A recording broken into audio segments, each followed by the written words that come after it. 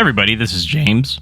And Mikey. And this is the Movie Pals Podcast, secret episode number 3. As promised, everybody, well, outside of the 3 guys, 3 out of 4, I guess, have now done a secret episode. At the end of this one, this is Mikey's. I will have my own or maybe possible multiple ones down the line. But here we go. So we have a secret episode with Mikey where we will be reviewing, as you can tell probably from the title, Taxi Driver from 1976. People do anything in front of a taxi driver. I mean, anything. People too cheap to rent a hotel room. Oh, driver, hurry up, will you? People want to embarrass you. It's like you're not even there. It's like, like a taxi driver doesn't even exist. This city here is like an open sewer, It's full of filth and scum. I think I know what you mean, Travis. But it's not going to be easy. Them guys get to be a Secret Service man. What? I was just curious because I thought maybe I'd make a good one. So, Taxi Driver, 1976, is sitting at an 89% on Rotten Tomatoes. The description is a mentally unstable veteran works as a nighttime taxi driver in New York City, where the perceived decadence and sleaze fuels his urge for violent action. Directed by Martin Scorsese, who directed Goodfellas in 1990, Mean Streets in 1973, and most recently, Killers of the Flower Moon in 2023. This is written by Paul Schrader, who also wrote Affliction in 1997, first performed in 2017, and most recently The Card Counter in 2021. This movie was released on February 8th, 1976, on a budget of $1.9 million, and it had a box office return of $28.6 million.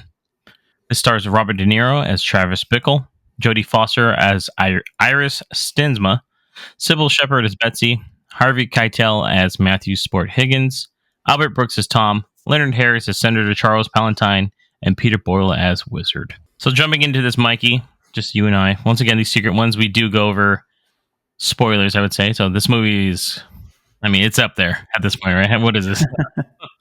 Almost 50 years old coming up. So it's an old one. Not quite, like 48-year anniversary right now. But with that being said, I know you haven't, you talked to me about it before that you haven't seen a lot of older films, like before the 80s, I guess, or even in the 80s is kind of mixed in. Yeah, anything 80s and before is pretty much, unless it's horror or fantasy, I really haven't watched it. I got you. Is there any reason on that exactly, or is it just because it never interested you, or you never just, parents weren't like, hey, here's just like Gone with the Wind? My parents are not really like super movie buffs. Mm-hmm. They watch movies, obviously, but they really kind of, at least nowadays, they really watch movies that I tell them to watch. They just kind of trust me. I know what they like. Oh, and I provide them, but they never really kind of like were ones like wanting to go to the movie theaters or, making that decision on what to watch. They just kind of watch it for fun every now and then. Yeah. For me, most of my life or my younger life, it was video games. I was like into like the WoW scene, and I just didn't watch movies that much at all. So when that kind of faded off, I started watching a lot more movies, and I just really kind of started watching the new stuff. I never really went back and watched some of the old stuff. Well, that's good. And I think for me personally, it's because I watched a lot of older films because my dad would always tell us about stuff he saw as a kid. I have an older dad, and so that's why certain times, like I saw like Ben-Hur and Lawrence of Arabia, like way when I was young, and I don't think I thought maybe it was normal. Now that I think about it, I'm like, maybe most people didn't watch those. And then also, obviously, with the film studies degree, like we watched a lot of older films. And I think also when I was looking through trying to watch older films, eventually when references were made, I would always go back. And there's certain eras that I obviously have seen more during. Like the 70s, I'm pretty well versed in a lot of 70s films. So, but some older ones, I'd say anything from like the 30s, 40s, 50s. Sometimes it mixes a little bit for me. So, with that being said, though, with Taxi Driver, you've never seen this before, right? This is your first time watch? That is correct. I've never seen this movie. I know you guys referenced it a couple times earlier this year. I don't remember what podcast it was on, but you guys mentioned it on podcast. I said I didn't see it.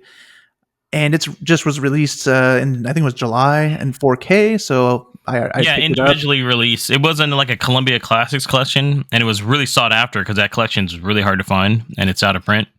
And it was like the only way they had it on disc. Like that's the only way. So So I've been putting together a collection of movies for next year, about 50 films or so that I want to watch. That's in this older range. This one just happened to be more recent, so I figured it'd be a nice watch and something we could talk about.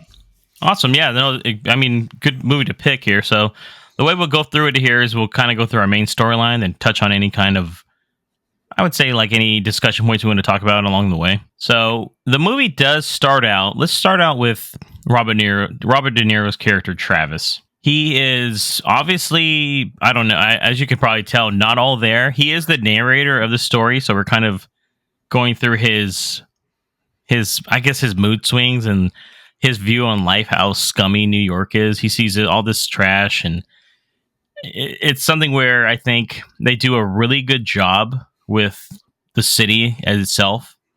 It is basically, like you had talked about in the discussion point, like its own character, the city. Yeah. And I actually really love that a lot of this movie takes place at nighttime, actually.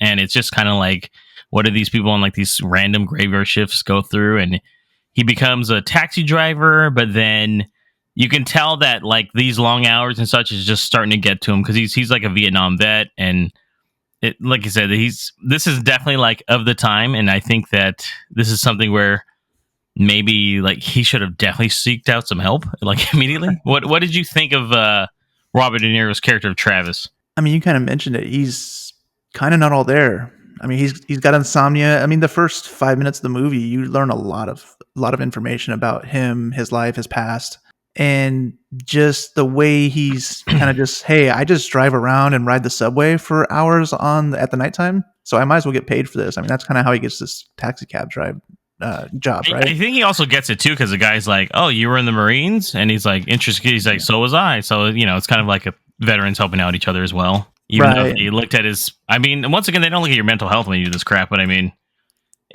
he's just kind of a weird cat, really. Yeah, I mean, and you mentioned it already as well. Is he doesn't really have anybody to talk to. Like you can tell he's not there, but he's got no one. He is by himself the whole movie for the most part. He is basically the only character in the movie. I mean, there's some side characters, obviously. Yeah, but I mean, he's really by himself all the time. And he has these other drivers and such, but even when he's with them, I feel like he's always really awkward.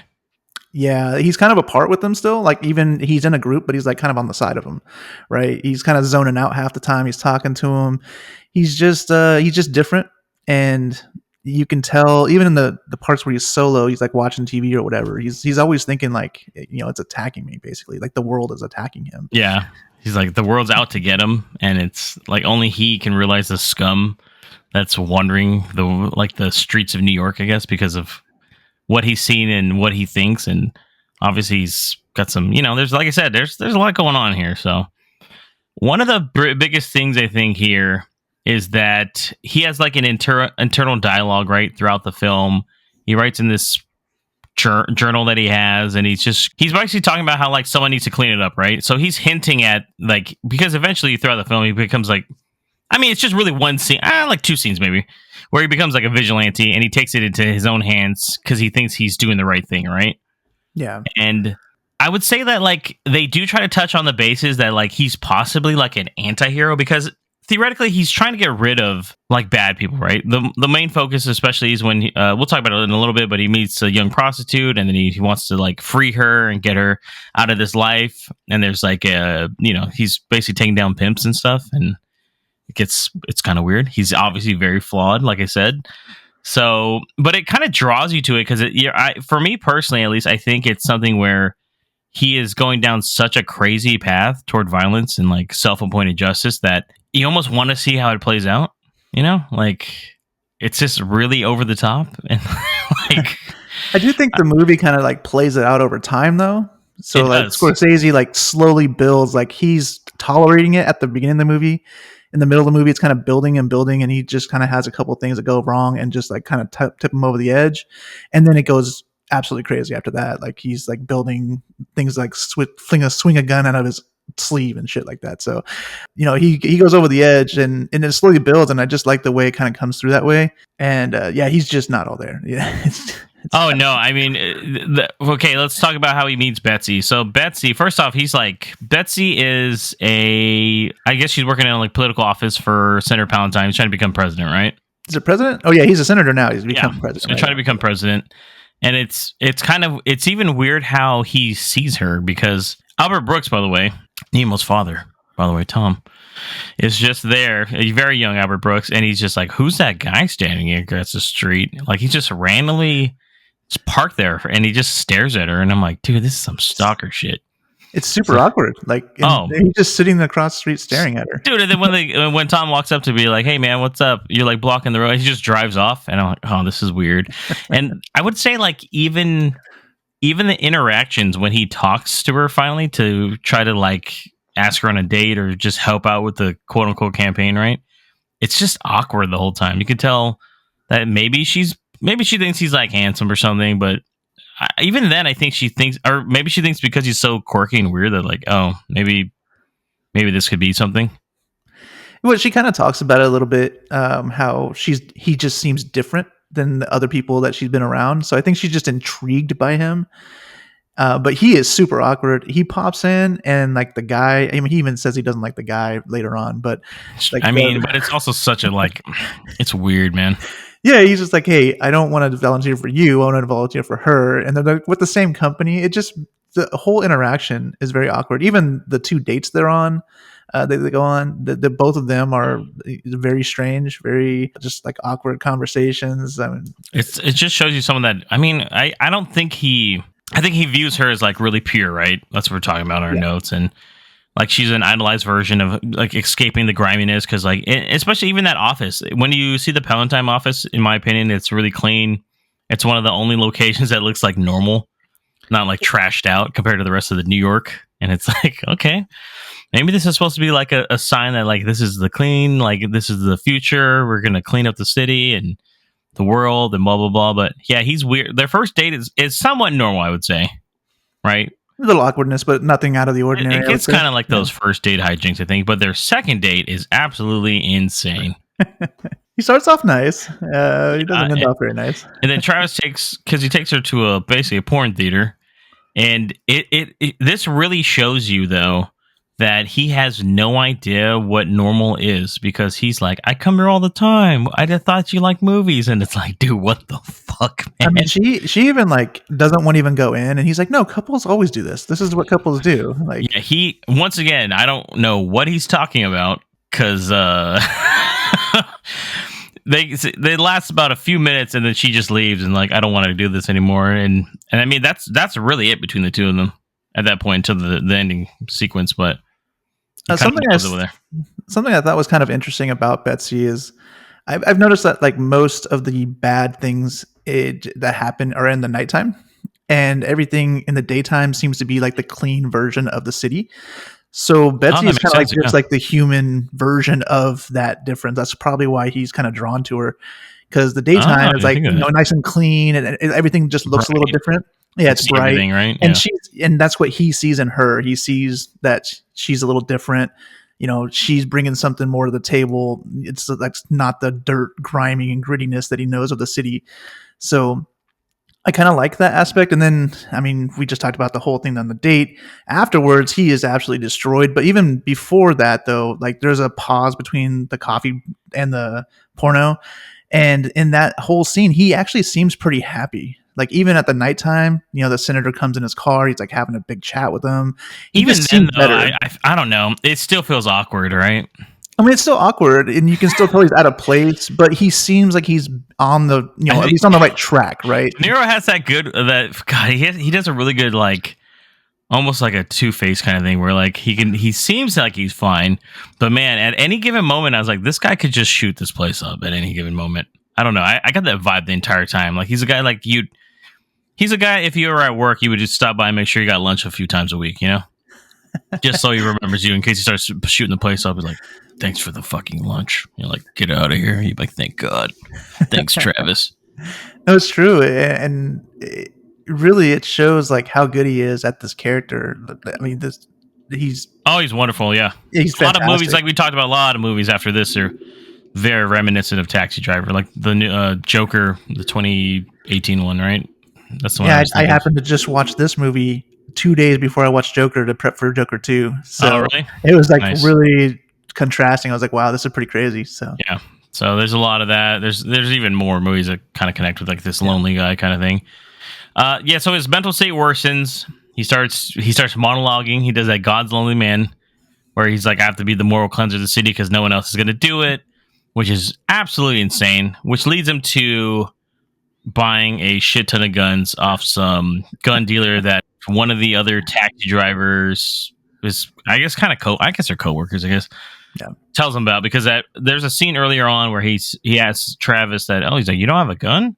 And he's talking about how like you should always protect yourself, blah, blah, blah, right? Yeah. And that's where we get like a monologue scene, right? What did you think of that? That's where, I don't know if you ever knew that's where the Are You Talking to Me is from?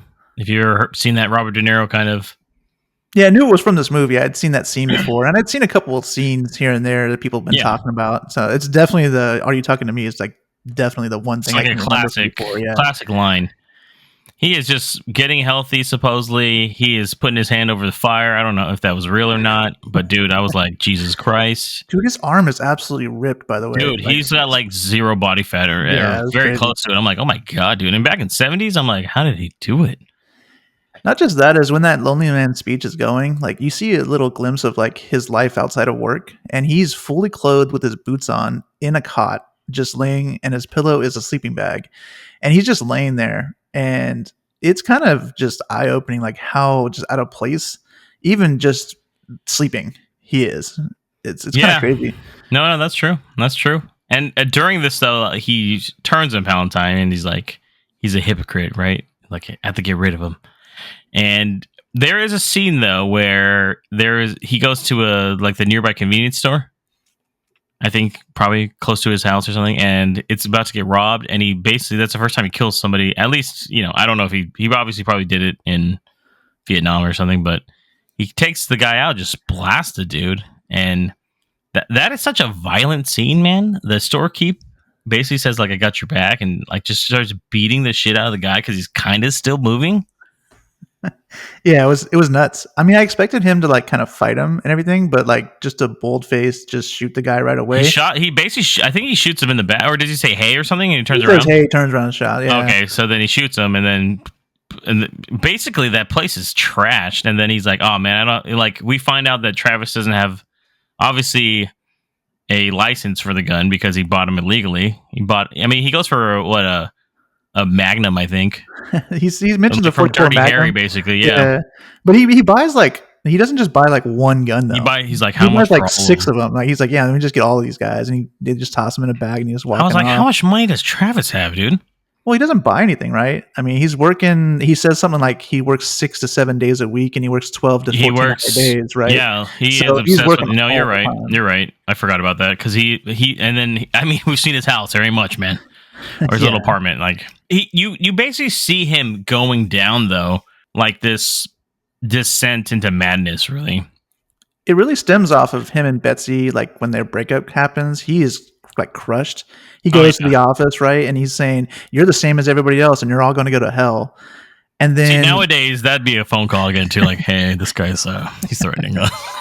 Right, and then later on, shortly after that, he sees the senator on TV, and he says something like, everything's going in the right direction. The people are making the right choices, and he sees that. And that rubs him the wrong way. Yeah, it just rubs him the wrong way. He's like, okay, well, I can't trust the people here. The one person I thought was good is no longer good. The system is broken. Like this person that's supposed to lead us to there, he can't trust them. And I think that kind of feeds into his idea that he is the one that needs to do what he needs to do to fix it. Which once again, like you said, like he gets into it. And meanwhile, during this whole thing too, he's actually run into Iris. Iris is the 12-year-old prostitute played by Jodie Foster. And there's several scenes where he kind of runs into her, right? First, he runs into her like almost, does he almost hit her? The very first time she jumps in his cab and says drive, but he doesn't know what's going on, so he doesn't drive. Yeah, there you go. He almost hits her later on, though. Yeah. Yes. Then he almost hits her later on, and then he notices it's her crossing, and then he follows her and then he talks to him, and then talks to their pimp, and then he just has a moment with her in the room where he's just trying to get to know her. It's really weird, man. I'm not gonna lie. He has dinner with her too, or lunch or something. But yeah, it's really awkward all the way through that whole interaction. The $20 bill was kind of interesting too, because it's kind of like haunting him that he didn't do something at that point, right? He doesn't spend it. He doesn't use it at all, and then he ends up. He sees it as like dirty money, so he's like, I'm not going to use this shit. Yeah, he ends up paying the person at the building where he meets her again. Yep. He ends up using his own money. Basically gives it back to him to be like. So it's kind of interesting. Yeah, I felt like that was like a you guys can take your trash back kind of shit. So exactly, yeah. So like he wants to be her savior basically, and he's trying to. And once again, it's because he becomes obsessed with doing things. Like he wants to clean the city, and one of the things is he could save Iris, right? Even though, at times, I'm like, I don't even know she wants to be saved. I mean she doesn't really. And that's one of the conversations they have. She doesn't even really want to be saved. She's like, I'm cool here. It's like, kind of, right? But he knows it's not true because she got into the cab and said drive, right? So he's kind of like, okay, well, this is like high off her mind too, maybe. And he's just like, I'm trying to save you. But I think he sees her as like innocence corrupted. And so he feels like he has to kind of do something about her. And like, even though she doesn't want to be saved, she doesn't know what she wants because she's been corrupted so much. I mean, and not to mention she's a child, dude. Like, yeah. I mean, I think Jodie Foster was 14 at the time, I think, when she did this. Yeah, she was really young. Like that. So, I mean, it's crazy, like how good she was as well for like the small parts she was in. But like, she seems really adult. She's not in it as much as you think. Yeah, she's not in it that much. I thought she was. It's been a few years since I last saw it, and I was like, oh, I thought she was in it a little more, but it's really like the last half where she kind of pops in. Yeah, and even then, it's only like one or two scenes. It's really not anything too crazy until the very end. To the very end, where it gets, oh my God. So before that, though, before we get to that, Travis he gets his iconic look where he looks absolutely insane. He gets a fucking mohawk look. He's wearing that green jacket still. He is just armed to the teeth. And then he basically wants to try to assassinate Palantine, right? Even before that, though, there's a scene where he's talking to like the Secret Service guys, and that is such an awkward scene, man. And you can it's just like, man, this is once again, this is the kind of guy you walk up and you're like, oh, we're gonna need to take this guy in for questioning. Well, I mean, he almost does that, right? He's like, "What's your address?" Like the Secret Service guy was like, "What's your address?" He's trying to like trick him into like, give me all your info. But Travis is on top of it. And he just gives him some fake stuff. But it's still like, why would you even go to the Secret Service guy when you're planning on doing all this stuff? Like, why would you even like put yourself on the radar? Because he's not normal, Mikey. Right? Yeah, it's like that's what I'm saying. It's like he's just not there. He just doesn't understand what he's doing. Yeah, basically, dude. He's just saying shit. It's just hella awkward. He's like, all right, I'd keep an eye out. There's a lot of crazies out there. I'm like, yeah, like you, dude. He's basically scoping it out, I guess, right?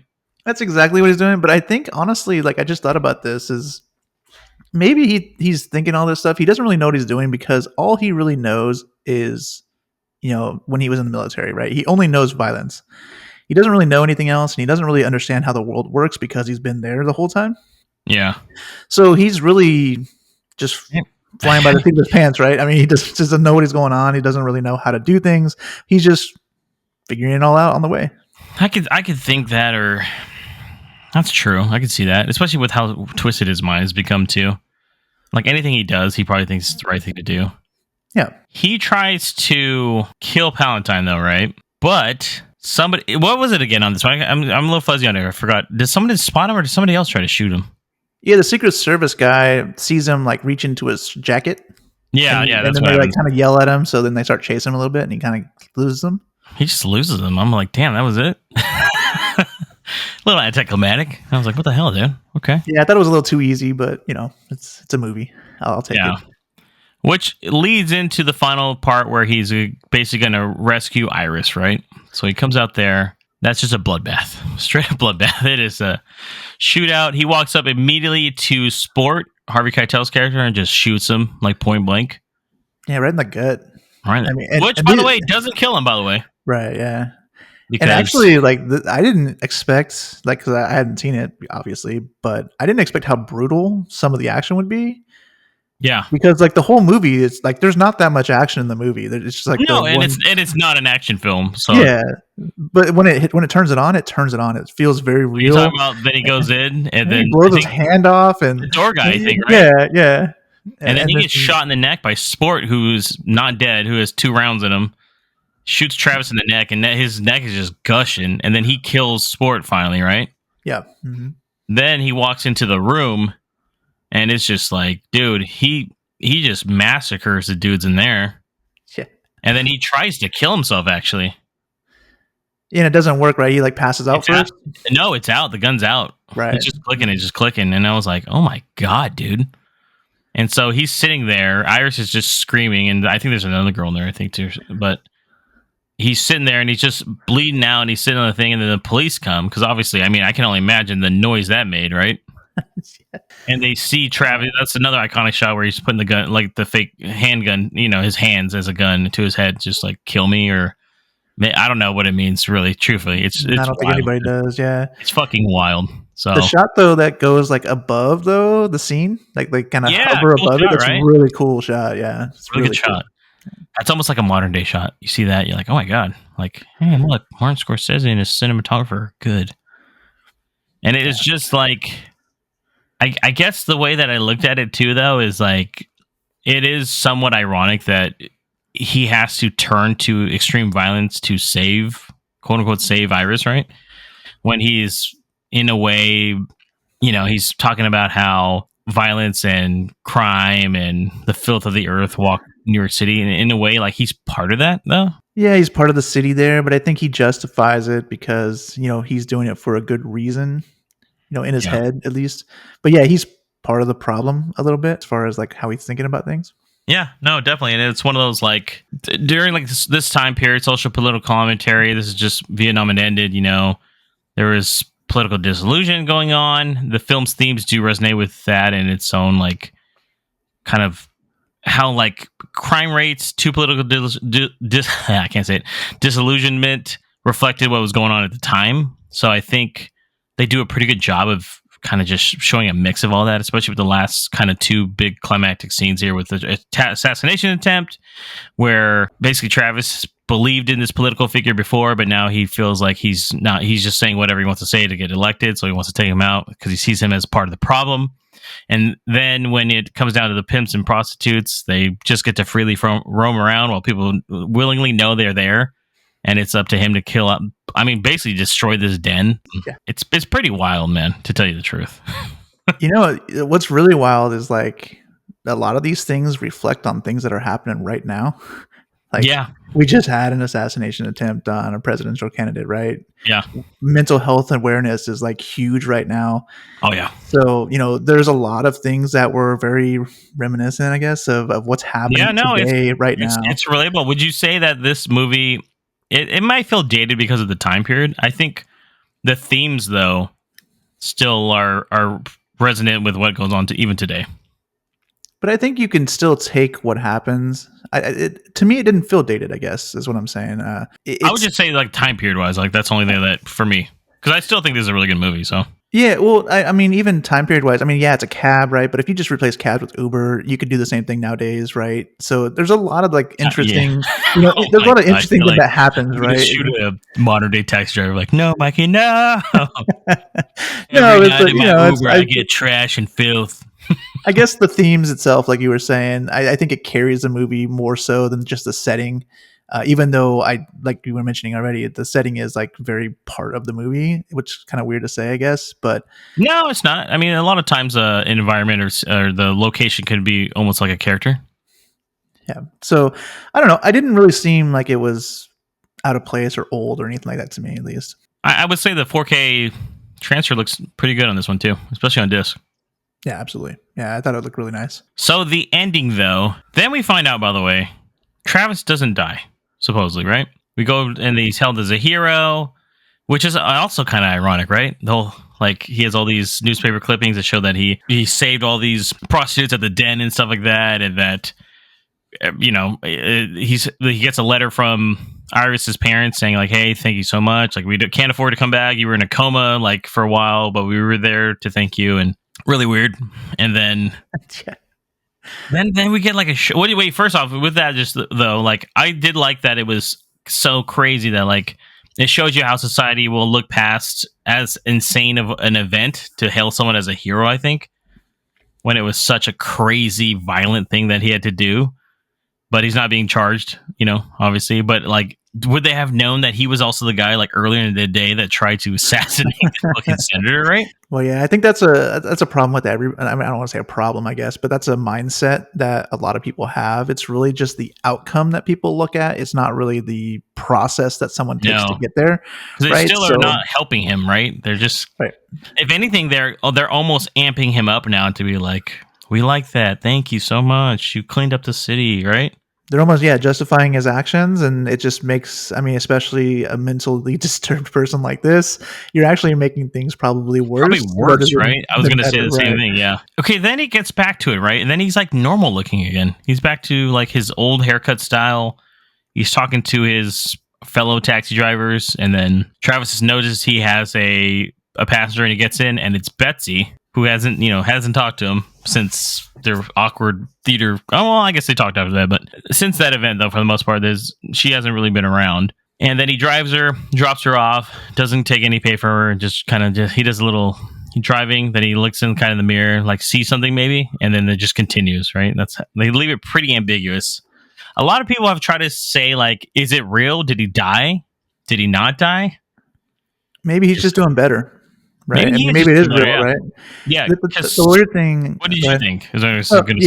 So, I mean, one thing I noticed is that even before he, goes and sees Betsy in the car, when he's with the group of the other cab drivers, he is now included in the group. He's like laughing with them. Yeah. He's like in the group. He's still like, treated as one of them instead of being off to the side like we were talking about beforehand.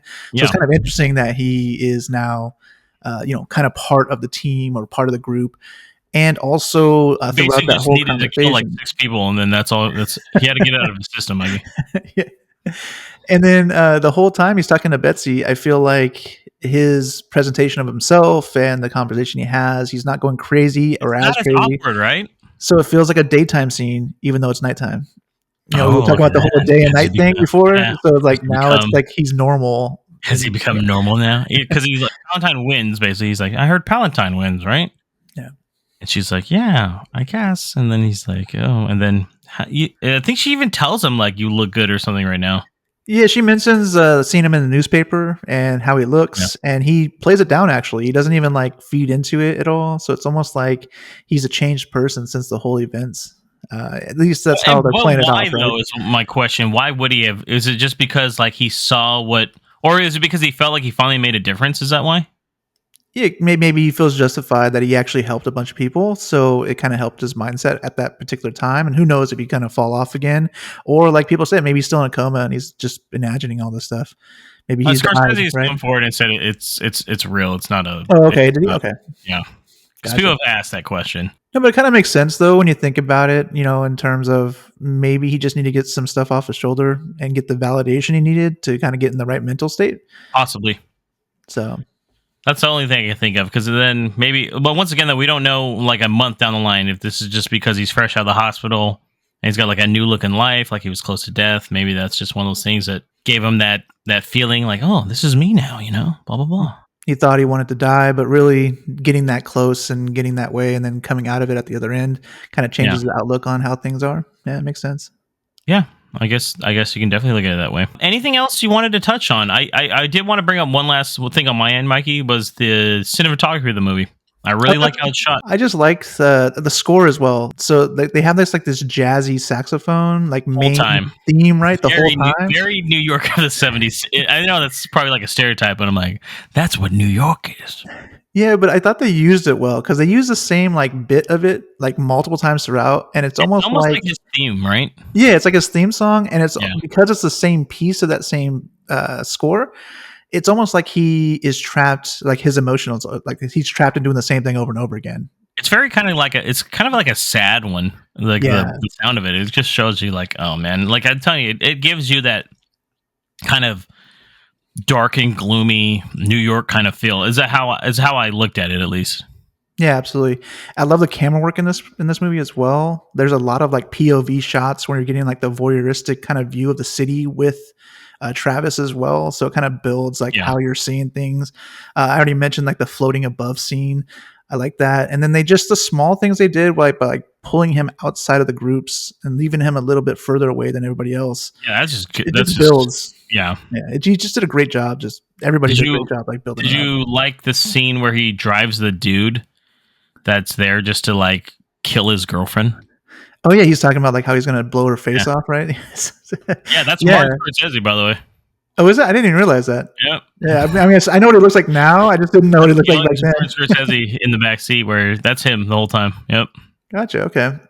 Little director cameo, like an Alfred Hitchcock kind of thing. So it's a good scene though, and because he's kind of confused on what's happening. That's one of the events that leads him to like people are just evil and corrupt, because he's like, she's up there right now. You know what we're gonna do? I was like, whoa. Have you ever seen this to someone's face? He's like, yeah, have you ever seen a 44 Magnum like blow someone's face off? I think that's why he mentions the 44 Magnum, right? Yes, which leads to him asking the guy if he has one, because it all makes sense, right? Like, the guy's like, why you need firepower like that, you know? Yeah, that's one thing about this movie as a whole. I think every scene fits into like a whole piece, a whole masterpiece of what this movie is. Like, I can't think of one scene that just feels out of place. Everything has a meaning, can like relate to something later on, and everything. Yeah, it's just a really good overall, well-made movie. This is why this movie is considered, a lot of people, as like one of their top films or one of the Martin Scorsese's best movies. So. Yeah, it was really good. I enjoyed it. I'm glad you liked it. 2 times. Yeah. Nice. I'm glid you liked it. Any last closing thoughts before we end this one? If you've never seen it, watch it. And if you listen to this, still watch it. I know we talked about the whole thing, but I'd assume if you've seen the movie, you'd want to hear this. Like we said, this is more of a casual little conversation. Yeah. Kind of get some thoughts on it. Maybe this gives you, if you've seen it before, maybe this gave you a little reminder of the story, since we did go through I would say most of the major plot points there. Yeah. Get you back on track with hey, maybe I will check it out. It's been a while. And like I said, the 4K copy of it's really good. I think they did a really good job with that. And if you're a 4K collector or a physical media collector, definitely add that one to your collection. That's definitely a movie I think you will not just watch once. So yeah, neon lights popped. The rain looked really good. Kind of it's just the HDR with it too, with the night scenes. It works really well. So all right, that is the end of the secret episode, the end of the podcast. Thank you all for listening. Once again, this is James and Mikey. Have a great one.